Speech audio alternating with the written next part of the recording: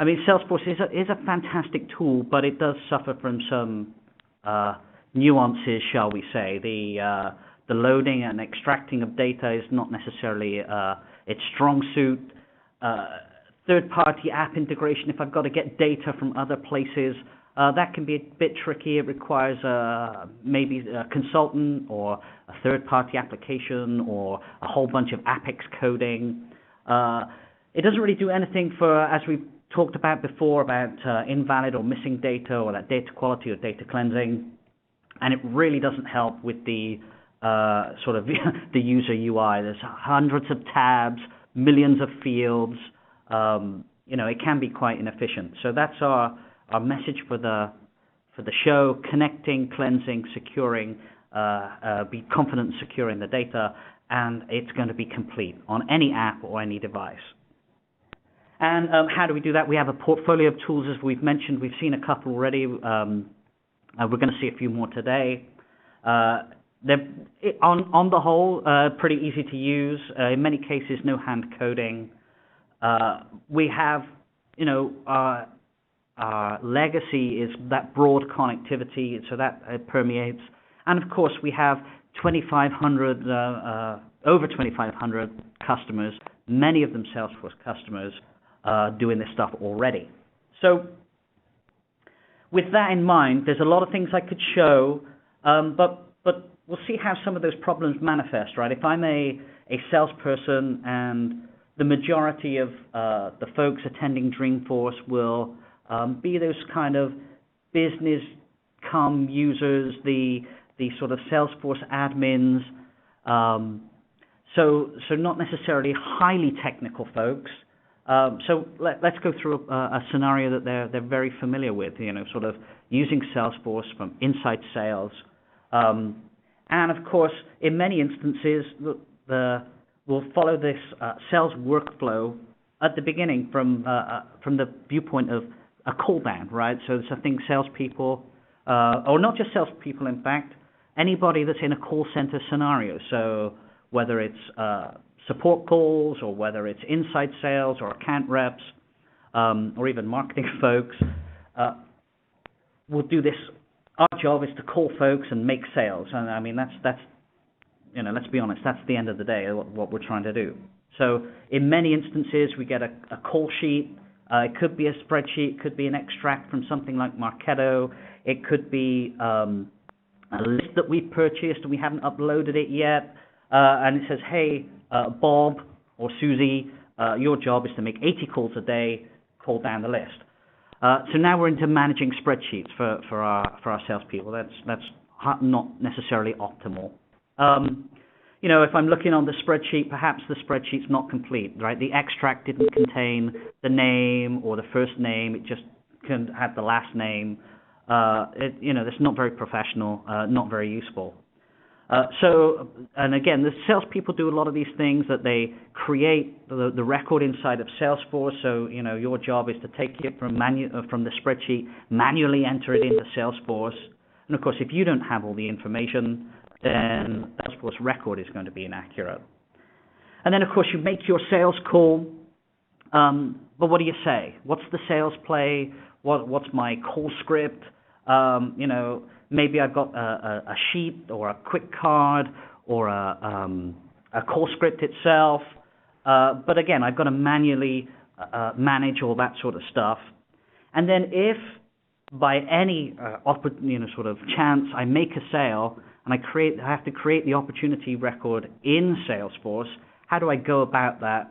And it's totally isolated in Salesforce, right? It's not really connecting to anything else. And that has further implications downstream. Not only is it time consuming to go all these things, but in every stage there's an error or an inefficiency, and that affects, ultimately at the end of the day, that all of those downstream processes, so the product won't ship. So we're going to do a better Salesforce workflow. We're actually going to use a fictitious company called Sale Food Distribution. I'm going to perform I'm going to be the inside sales rep performing this activity, and I'm going to use Informatica Cloud embedded inside of Salesforce to make that great customer data have a good user experience. So here I go. I'm going to log into Salesforce as the sales rep, and you'll see actually we've completely configured this Salesforce environment. You know, I've got the user, the fictitious company's logo at the top. I've called them Wholesale Food. My job is to, as I said, make calls and make sales. So I'm going to look at a company I'm targeting, a Honan Catering, and I can see that the contact I need to call, in fact, there's only 2 contacts on this record. So that's the first thing I need to do is, instead of managing all those spreadsheets, why don't I load the data from a spreadsheet? So we've made it really easy here. We've used Informatica Cloud to automate that to upload. So I'm just going to quickly show you here that I'm quickly clicking through. I'm using a couple of the components of Informatica Cloud. I'm using for those that are on the phone, we used to call this ICS, but it's Informatica Cloud Data Integration. And I'm actually running it in this nice frame here, and that's the Informatica Cloud Application Integration sort of component that used to be called Cloud Extend. So that was pretty quick. It uploaded just a number of rows. If you don't believe me, let's click here, and it's taken me to the right record that I want to go to. I can see now that my contacts are uploaded, so there was no messing about with the spreadsheets or anything else like that. In fact, I uploaded more data than that, but I'm really interested in just seeing the records on this particular account. And as a sales rep, I know I've got to call Rose, so I'm going to call Rose. And right away, I've noticed something about Rose's record. So Rose's record actually has an other address that we should be using for shipping, and I see that Rose's address is empty. Luckily for me, I know where she is, so I can go and find her. But I'm going to use some sort of data quality that we have, and I'm going to put in the zip code 94063. For those of you that are in Redwood City, should know what that is. I'm going to 2000 for the building number. And we can see instantly that it's validating that address, got the right address, and if I select it, it even knows that there's a number of buildings. So I'm going to pick the building 1. And the nice thing is, I didn't have to enter it, right? It's put it in there for me. It's saved it on the contact. We know now that when Rose makes her order, that now the product will be able to ship to her. So how do we kind of like do that next step? How do we talk to Rose, and how do I create the opportunity, create the order as a sales rep? So I'm going to click the button here that, again, now provides a wizard-like interface for the sales rep to walk through. We can see that it's actually a call script here. I've got the number at the top, so I know what number to dial. And I've got a little script to say, hello, Rose. This is Clive from Wholesale Food. I thought you should know that we're running a special. How much would you like to buy? And I don't give her the option here to decline, so I'm going to continue. And here, I'm now walking through and creating the opportunity. I'm not going through a long, long list of fields. I'm going to quickly fill in here. I'm going to say best case, the stage, a proposal, a price quote, all the default values here. And rather than just creating the opportunity, I've now also looked into another Salesforce instance. In fact, it's a Service Cloud instance, to see if there are any issues with the owner catering. Because, I mean, there's nothing worse than derailing a sales conversation with the customer having open issues. So we see we've got some issues with seafood orders. I could change the delivery date. I could drill into these cases, but I won't for brevity here. Oh, and the next thing is I don't want to accept an order that's in bad standing. So we've actually done a live lookup to NetSuite, and NetSuite Finance says, well, actually they're overdue, they're past due. What should we do about that? Now I could follow on the guide here to resolve that finance issue, but for purposes of my demo, I'm just going to skip and assume that everything's going to be okay with rows. Now I'm adding products to the opportunity. So, oh wow, the products list, again, doesn't reside in Salesforce. It resides somewhere else. In fact, it's an Oracle database that we have real-time access to. So let's see. Hone and Catering is feeling particularly flush, and they're going to buy, let's see, what do we have here? I think lobster's here somewhere. Here we are. Live Maine lobster. We're going to select some of those, and 500 pounds of lobster.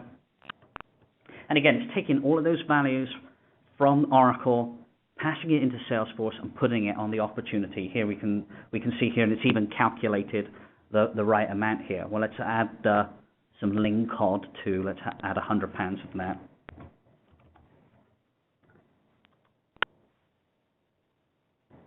So now we see it's working in real time. It's added the cod. And success.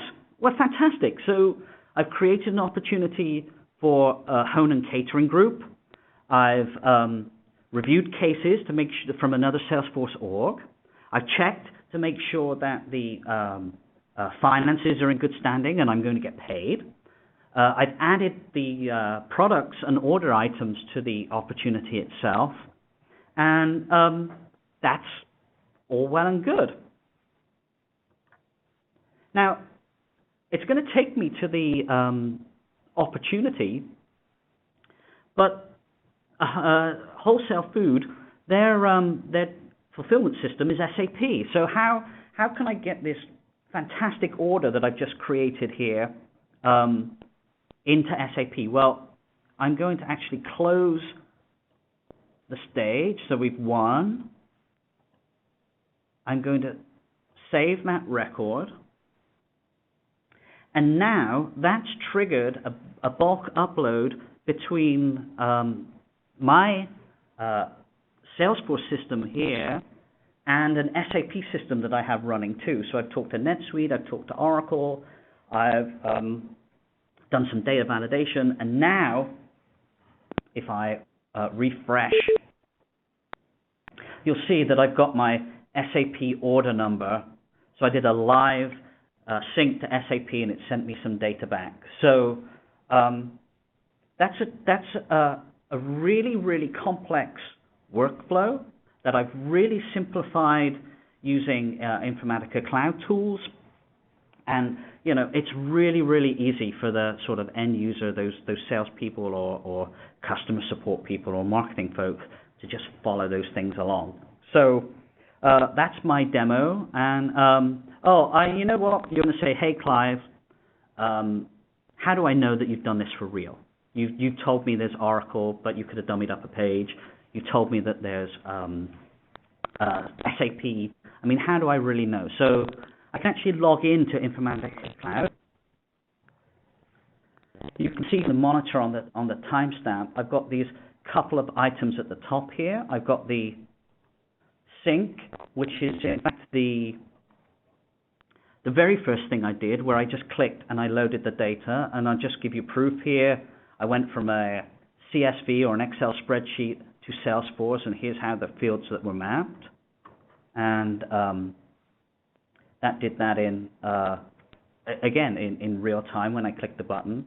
And then here is the SAP to opportunity mapping that we had before. So I've got my opportunity. We did a BAPI call in SAP, and it sent the result also back to Salesforce. So that's how I got my SAP order number. We fixed those common problems, right? We've loaded and extracted data. We integrated with third-party applications with ease. So that's Oracle, SAP, NetSuite, flat files. We fixed invalid or missing data. So that was the address validation that we had there. And all of those things around user errors and inefficiency, about multiple tabs and which fields to fill in, we didn't do any of that, right? We did that just following a wizard step by step by step. So again, all of those things come from Informatica Cloud. It's a complete portfolio of tools. They're extremely easy to use. In most cases, no hand coding, massive connectivity, and 2,500 customers totally agree.